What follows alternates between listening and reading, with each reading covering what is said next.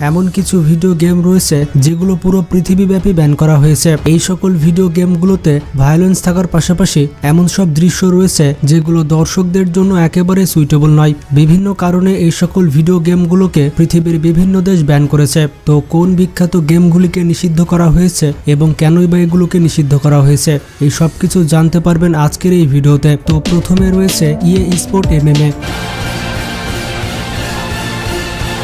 বন্ধুরা, এই ভিডিও গেমটিকে নিষিদ্ধ করা হয়েছে। বন্ধুরা, এই গেমটিতে এমন কিছু ছিল না যাতে এটিকে নিষিদ্ধ ঘোষণা করা হয়। এটি MMA এর একটি ফাইটিং গেম, কিন্তু এই গেমটিকে ডেনমার্কে ব্যান করা হয়। এই গেমটি মুক্তি পেয়েছিল 2010 সালে এবং সে সময় মানুষেরা এই গেমটিকে অনেক বেশি পছন্দ করেছিল।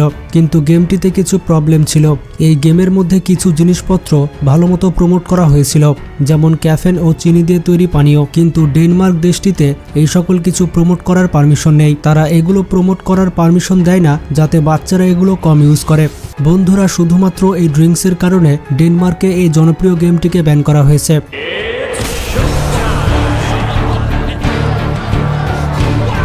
এরপরে রয়েছে উলফেনস্টাইন। আপনারা হয়তো জানেন না, এটিও একটি নিষিদ্ধ গেম। এই গেমটি সর্বপ্রথম 1981 সালে রিলিজ পেয়েছিল। এই গেমে প্লেয়ারদের হিটলারের বাহিনী অর্থাৎ নাৎসিদের বিরুদ্ধে লড়াই করতে হতো এবং হিটলারের বাহিনীকে পুরোপুরি শেষ